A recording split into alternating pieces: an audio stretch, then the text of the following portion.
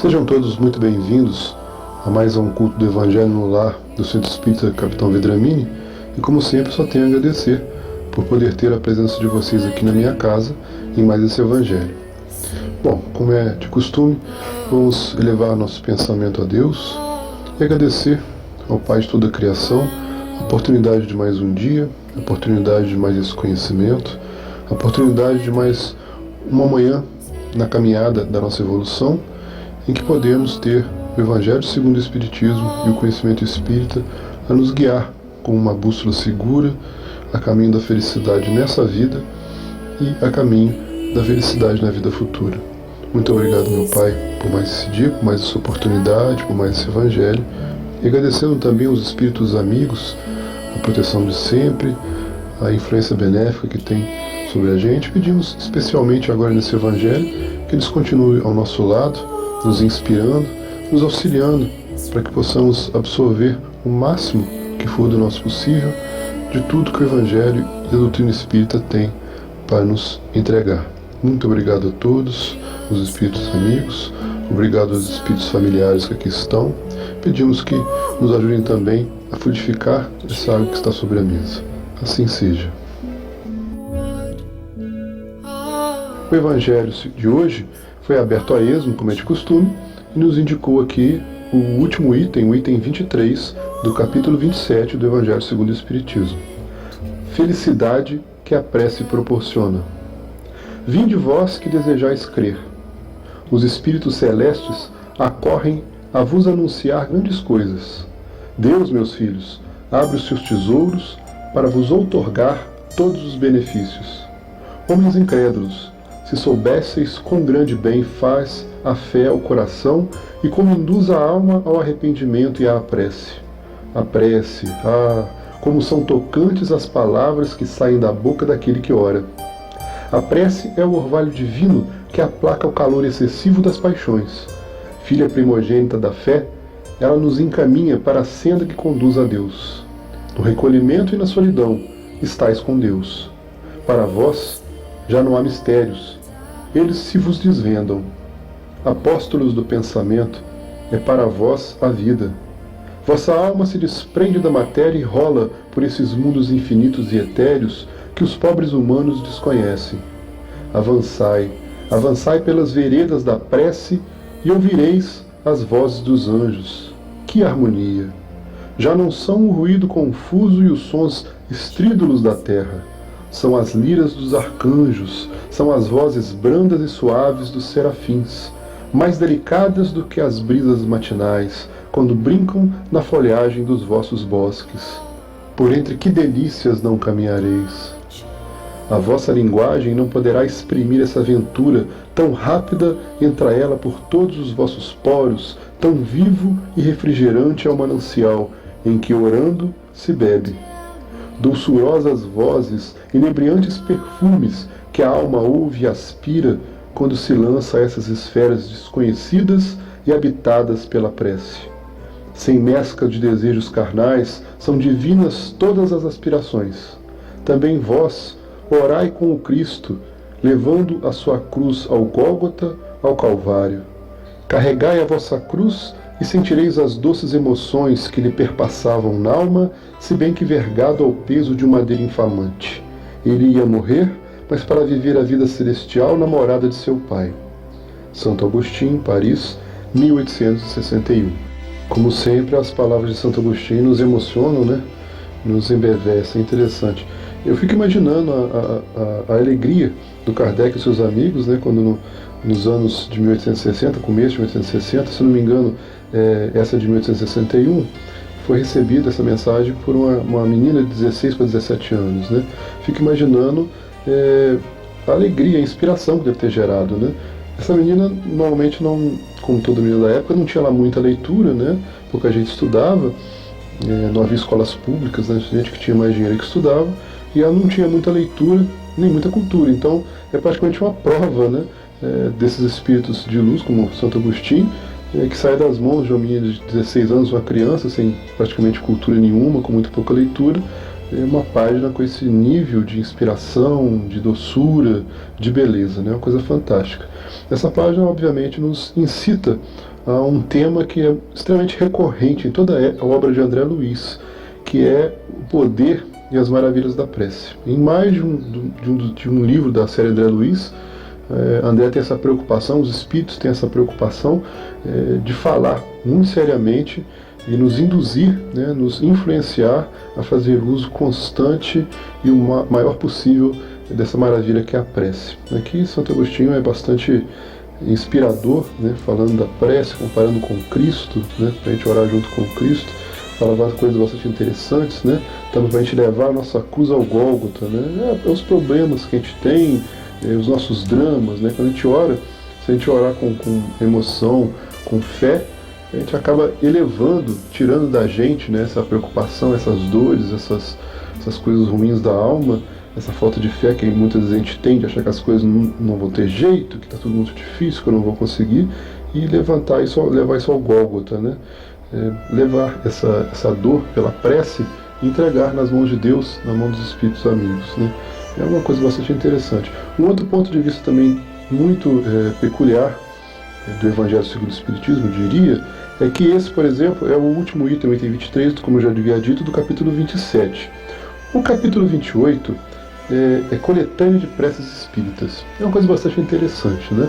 Porque o Evangelho segundo o Espiritismo nos fala, e toda a obra espírita nos recomenda, que não há necessidade de uma prece, de uma oração pré-fabricada, né? Que a prece tem que ser a prece ideal, uma prece feita com emoção, aquela energia que sai do coração. E que não é interessante, não é necessário você fazer uma prece decorada. Interessante que no capítulo 28, mesmo depois de ter falado tudo isso, de nos mostrar tudo isso, ele dá uma coletânea de preces pré-fabricadas, né? São preces que estão lá no Evangelho. Por que isso? Parece um contrassenso, né? Na verdade não é. O Espiritismo é uma filosofia maravilhosa que, antes de mais nada, respeita o nível das pessoas, né? Então, quando, por exemplo, Santo Agostinho nos conclama, nos chama, nos inspira para que a gente tenha aquele desejo da oração, ele poderia muito bem estar brigando com a gente, né? Tá falando, a sua obrigação é orar. Você quer ajuda, você quer melhorar, você quer inspiração, você quer auxílio dos espíritos, mas você não faz sua parte, né? Mas dentro desse grande respeito, dessa grande aceitação da gente como a gente é, da nossa pequenez, né, das nossas limitações, o Espiritismo traz sempre, os espíritos amigos tentam trazer sempre da melhor forma, da forma mais harmônica, da forma mais amorosa, esses conselhos. Então, sabendo que nem todo mundo está no mesmo nível, obviamente, né, segundo a teoria da reencarnação, segundo essa lei da reencarnação, os seres humanos não têm como estarem todos no mesmo nível, muito pelo contrário, estão em níveis muito diferentes. Então, quem tem condição, quem tem essa facilidade, quem está nesse nível, que pode fazer uma prece de coração, né, consegue se elevar, como diz aqui Santo Agostinho, e elevar, chegar mais perto de Deus, esse obviamente vai ter muita facilidade para fazer essa prece que o Espiritismo nos recomenda, que é uma prece de puro coração, de pura emoção. Porém, há pessoas que têm uma certa dificuldade, que têm mais facilidade, ou talvez só consigam fazer uma prece lendo ou decorando uma prece. Fica bem claro, diante antes desse capítulo 28, falar que o melhor seria uma prece de coração sem decorar, e depois no capítulo 28, dando várias preces para a gente poder ler, fica bem claro uma coisa muito bonita até do Espiritismo, que o importante é se elevar, o importante é orar. Não interessa o nível, ou se você pode fazer da melhor maneira ou da maneira mais simples, como por exemplo decorando, né? Se você não tem condição de se elevar, de se inspirar mais naturalmente, decore uma prece, leia. O importante é você se elevar, é você entrar em contato com esse mundo maravilhoso da prece, como nos fala aqui Santo Agostinho. E quanto menos evoluída a pessoa está, mais talvez ela precise da prece, que a prece é o portal da inspiração, né? E quanto mais problemático é o nosso karma, mais nós precisamos dessa inspiração, dessa bússola, para que a gente possa tomar o melhor caminho, o caminho mais adequado, o caminho mais harmônico para o nosso destino, né? Fazendo do amanhã uma coisa melhor. Então, essa prece é uma bússola, é uma ferramenta imprescindível ao espírita. Quando você começa a estudar você percebe pela insistência que os Espíritos têm em falar da prece, pelas vezes que nas obras de André Luiz esse tema é colocado, você percebe muito claramente da importância da prece. Não é uma coisa tão simples como a gente normalmente parece ser. Quando você começa a estudar o Espiritismo, você tem uma ideia de que é interessante, que é bonito, que é bacana, mas é muito além disso. A prece é uma coisa essencial, é uma coisa importantíssima para o espírita. E quando você começa a estudar mais profundamente, você começa a ter mais respeito com a prece, você começa a colocar a obrigatoriedade, vamos dizer assim, da prece dentro do seu dia a dia, né? Você passa a não mais tomar uma decisão, não mais participar de uma reunião da empresa que seja, você não vai conversar uma coisa mais pesada com um familiar, você não vai tentar auxiliar uma pessoa sem antes fazer a prece. Para quê? Para se elevar, para conseguir se colocar no estado vibratório em que esses espíritos, amigos, possam te ajudar, possam te inspirar a fazer o melhor. Nessa reunião para a empresa, nesse aconselhamento com o parente, a tomar a melhor decisão para você, a fazer um planejamento do seu dia, do seu mês, da sua vida que seja. Tudo que é importante na nossa vida tem uma maneira melhor de ser feito. E com certeza, com a ajuda dos espíritos amigos, esses espíritos que com certeza sabem muito mais do que a gente, estão muito acima da nossa condição, com a inspiração deles, não há dúvida que a gente vai tomar um caminho melhor. E a melhor maneira de ter esse auxílio é nos elevando, que os espíritos amigos estão aqui para nos ajudar. Não há motivo para que eles não nos aconselhem. O único motivo por qual eles não vão nos aconselhar é se a gente não se elevar. Que eles fazem o que é da parte deles, né? E como dizia Jesus Cristo, não é da lei, né? Cada um segundo as suas obras. Então a gente tem que fazer a nossa parte. Eles querem nos ajudar, mas muitas das vezes a gente não faz a nossa parte obtendo o simples hábito da prece, né? A prece ao acordar, a prece é importantíssima antes de ir dormir. Essa prece antes de fazer alguma coisa importante, de maior ou menor importância, é muito interessante fazer essa prece, obter esse contato com os amigos espirituais. Então você vai estar sempre guiado, está sempre direcionado, mesmo que você não perceba. Muitas das vezes essas intuições, essas inspirações, elas não são tão diretas assim. Você não tem nem ideia do que está fazendo, mas pelo hábito da prece você ganha esse merecimento. Então os espíritos veem que você está sempre orando, sempre tentando entrar em contato, sempre tentando fazer da melhor forma, e não há por que eles não lhe ajudarem. Mas tudo parte da gente, né? Tudo parte do pressuposto que você tem esse merecimento, que você tem esse hábito, que você tem esse esforço da prece. E não é uma coisa só para o dia do Evangelho, não é uma coisa só para na hora que você vai dormir, na hora que você vai levantar. É uma coisa que tem que ser um hábito que tem que fazer parte de você. Aí realmente você está direcionado, né? A sua vida fica bastante mais fácil com esse auxílio espiritual. Completando o nosso Evangelho, nós abrimos a esmo também uma página do livro Segue-me, um livro que eu gosto muito e sempre aconselho, para o Evangelho no Lar, e teve como título Luz em Nossas Mãos. Ele tem como preâmbulo um fragmento de Lucas 17:20 e comentários do nosso querido Emmanuel. Em Lucas 17:20 ele nos diz: interrogado pelos fariseus sobre quando viria o reino de Deus, Jesus lhe respondeu: não vem o reino de Deus com aparências exteriores. E abaixo vem um comentário de Emmanuel: a terra de hoje reúne povos de vanguarda na esfera da inteligência. Cidades enormes são usadas à feição de ninhos gigantescos de cimento e aço por agrupamentos de milhões de pessoas. Energia elétrica assegura a circulação da força necessária à manutenção do trabalho e do conforto doméstico. A ciência garante a higiene. O automóvel ganha tempo e encurta distâncias. A imprensa e rádio e a televisão interligam milhares de criaturas num só instante na mesma faixa de pensamento. A escola brilhanta o cérebro. A técnica orienta a indústria. Os institutos sociais patrocinam os assuntos de previdência e segurança. O comércio, sabiamente dirigido, atende ao consumo com precisão. Entretanto, estaremos diante de civilização impecável? À frente desses empórios resplendentes de cultura e progresso material, recordemos a palavra dos instrutores de Allan Kardec nas bases da codificação do Espiritismo, perguntando a eles por que indícios se pode reconhecer uma civilização completa através da questão de número 793, constante no Livro dos Espíritos. Deles recolheu a seguinte resposta: reconhecê-la-eis pelo desenvolvimento moral. Credes que estáis muito adiantados, porque tendes feito grandes descobertas e obtido maravilhosas invenções. Porque vos alojais e vestis melhor do que os selvagens.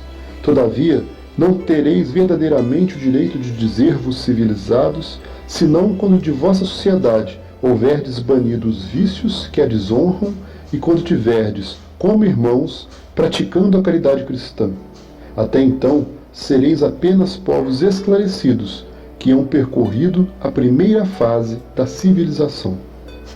Espíritas irmãos, rememoremos a advertência do Cristo quando nos afirma que o reino de Deus não vem até nós com aparências exteriores. Para edificá-lo, não nos esqueçamos de que a doutrina espírita é luz em nossas mãos. Reflitamos nisso.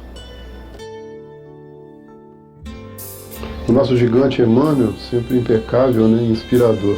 Bom, eu aconselho os irmãos a pegarem o PDF dessa página do Segue-me e darem uma olhada com calma, porque cada uma, duas linhas é um mar de reflexão, né? Emmanuel é sempre maravilhoso. E, na época, acredito que Emmanuel tenha tentado passar o seu conteúdo com uma linguagem mediana. Só que, infelizmente, na década de 30, 40 para cá, o que era linguagem mediana virou uma linguagem mais rebuscada. O vocabulário, em vez de aumentar, ele acabou encolhendo, infelizmente, né?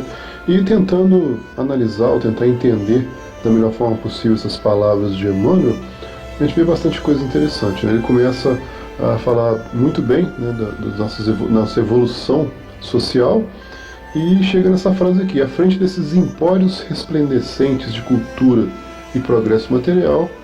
E o que ele quer dizer com isso, né? A palavra empório, se a gente for ver num dicionário mais antigo, da época do Emmanuel, quando ele escreveu isso, década de 40, 50, a gente descobre que empório eram aquelas lojas de cidades pequenas, né, até nas cidades grandes, né, onde ficavam aquelas vitrines de doces, de comidas, enlatados, até tecidos, às vezes vestidos e roupas, né? Estou falando mesmo da década de 20, de 30 mesmo, né? Uma espécie, as primeiras vitrines, né, desse comércio, desse Brasil meio que rural ainda, meio que bem antigo. Então é uma coisa meio, acredito que seja no sentido mais antigo que ele está falando, né? Nessas vitrines misturadas de ilusão, né? Que as pessoas às vezes, muito simples, né? Aquele Brasil da década de 20, de 30, até nas cidades grandes você tinha, no centro, tanto do Rio quanto de São Paulo, Recife, você tinha uma, duas ruas chiques, né? O resto da cidade toda eram casebres muito, muito simples, de rua de terra batida. Você tinha um centro restrito ali a duas, três ruas, o que era chique, vamos colocar assim, né? Com mansões e tal, eram duas, três ruas, no Rio de Janeiro principalmente. Então você tinha um Brasil bastante rural, né? E essas coisas de empórios, os primeiros industrializados, as primeiras doces industrializadas, é na verdade vitrines de ilusão, o que a gente chamaria hoje de sonho de consumo, né? Porque era um país de gente bastante simples, né? E você ficava, às vezes, se fosse criança, guardando sua mesada ou vendendo alguma fruta na rua por semanas para comprar um doce industrializado, sendo que em casa você tinha compotas e mais compotas feitas pela sua avó, pela sua mãe, né? Se você fosse adulto, às vezes ficava trabalhando, economizando meses, às vezes anos, para comprar um vestido, um calçado mais chique. Então acredito que seja nesse sentido de, que a gente chamaria de sonho de consumo hoje, né? É uma coisa meio mesclado de ilusão, de utopia, né? Que não vai resolver sua vida. E eu acredito que esteja mais por esse lado por causa da palavra que ele usou depois, empórios resplandecentes, né? Que resplandece, que brilha, que ofusca, chama atenção, né? E que empórios são esses, que vitrines são essas ilusórias que resplandecem assim? A cultura e o progresso material. Então, a gente às vezes olha para o nosso progresso material, né, e põe toda a nossa fé nisso e endeusa toda essa coisa da tecnologia, dos computadores, sabe, da coisa mais tecnológica, sendo que isso não resolve a vida da gente, né? A gente tem hoje todo esse conforto material, a gente tem sim, com certeza, carros de todos os preços que vão de 0 a 100 não sei quantos segundos, com aquele conforto tudo automático, casas com a chamada domótica, tudo é automatizado dentro de casa, isso existe. Só que será que vai resolver, isso resolve a vida da humanidade, ou será só mais um empório que mudou de doces industrializados e vestidos bonitos para coisas que hoje em dia é até muito mais difícil de se adquirir, né? E ele colocou nesse mesmo pacote desse progresso material tido como ilusório a noção de cultura, né? Parece estranho, mas se você pensar bem, a cultura também está nesse mesmo pote, né? O que você não consegue aprender hoje no YouTube, com algum passo a passo do YouTube? Tem de tudo. Se você entrar agora, você vai ter aulas de física quântica, de nível até bastante elevado, misturado com aulas de... Você pode encontrar também aulas de marcenaria, né, de pintura. Qualquer profissão hoje se aprende até às vezes bastante bem pelas redes sociais, principalmente pelo YouTube. E o que isso está resolvendo na nossa vida? Resolveu o último problema grande que a gente teve, né, na última guerra agora que a gente teve, nesse mundo muçulmano que entrou em colapso, né, e houve essa guerra horrorosa, sangrenta. Foi em meio a esse colapso, aconteceu em meio a esse progresso material, né? E aí essa internet, o mundo muçulmano também chegou a ter um certo grau de internet no Oriente, sempre teve, pequeno, mas menos que aqui no Ocidente, mas teve. Então, com YouTube, com rede social, celular, sempre chegou no Oriente, e mesmo assim houve essa guerra, esse colapso do mundo muçulmano, que também teve muito parecido com o colapso cristão, né, de 1000 anos atrás, né? Então, não adiantou muito, a cultura e esse progresso material não ajudaram muito. Durante essa guerra, essa última guerra que nós tivemos no mundo muçulmano, teve a maior migração em massa, né, da história, por coisa similar só na Segunda Guerra Mundial, quando o pessoal estava fugindo dos horrores nazistas. Mas essa migração foi gigantesca, foi muito grande e provocou também um colapso na Europa, né? Um colapso econômico, um colapso social, e a Europa também já estava muito mais do que no Brasil, já dentro desse progresso material e muito melhor do que a gente nesse progresso cultural. E que foi que ajudou, né? Então, hoje, nos dias de hoje, né, nos tempos modernos, está praticamente provado, né, que essas palavras de Emmanuel há mais de 50 anos atrás estavam certas na época e ficou provado que também estão corretas nos dias de hoje, né, porque toda essa cultura que ele chamou de ilusório, de empório resplandecente, esse progresso moral, progresso material, não resolveu os problemas da gente, né? Não está resolvendo hoje os problemas da gente na Europa, nem no Oriente, nem no Ocidente, nem em lugar algum.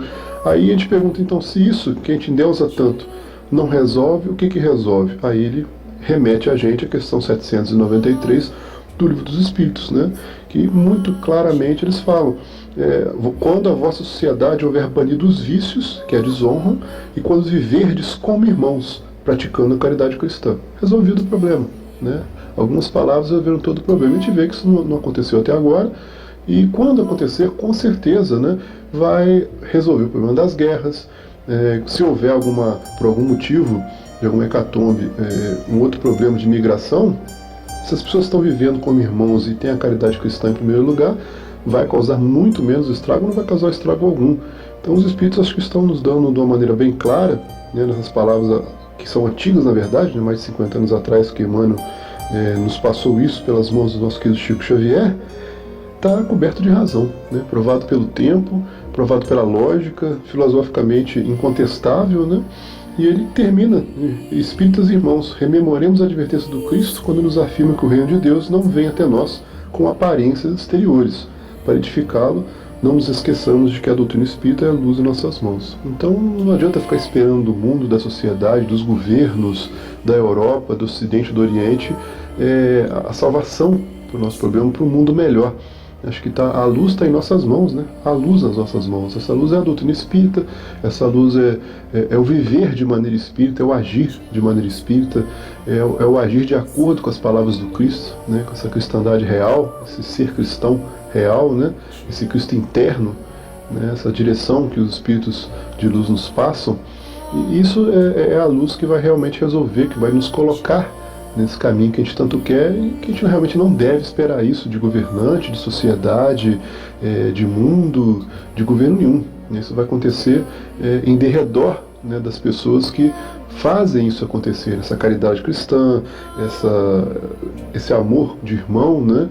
Então, se você fizer a sua pequena ilha ali, seu pequeno espaço de amor, seu pequeno espaço de convivência cristã, você já está começando naquele pequeno espaço a criar um mundo melhor. E realmente a sua vida vai ficar melhor, vai ficar mais tranquila, né?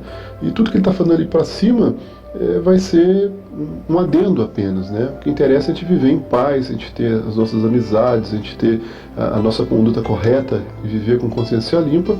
E mais aliado a isso, né, aliado a tudo isso, essa sociedade cheia de coisas boas só vai somar, né? Então a gente vai parar de esperar da tecnologia, da chamada cultura, das maravilhas do novo milênio a solução, e vai focar mais a solução no nosso agir, na nossa vida, na nossa filosofia espírita, e vai ficar tudo tranquilo, porque o que vier desse mundo material, o que vier dessa cultura tão gratuita que tem hoje, só vai somar, só vai ajudar, né?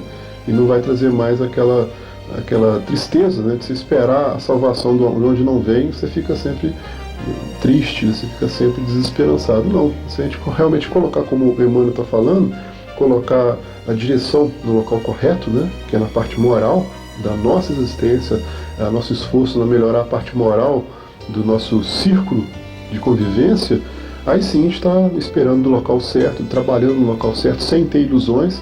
Então a ilusão não vai ser mais um problema na nossa vida. As palavras de Emmanuel são sempre muito interessantes, muito bem-vindas, muito inspiradoras, muito elucidativas, e a gente aconselha sempre o pessoal nas suas reflexões do dia a dia, antes de dormir principalmente, esses poemas, às vezes, né, é apenas uma página, é praticamente um poema filosófico de uma beleza incalculável. Gente, muito obrigado pela presença de vocês no nosso Evangelho.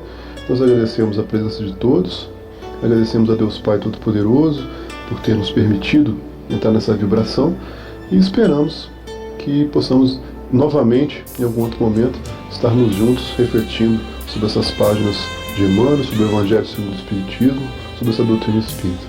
Muito obrigado, que Deus nos abençoe a todos.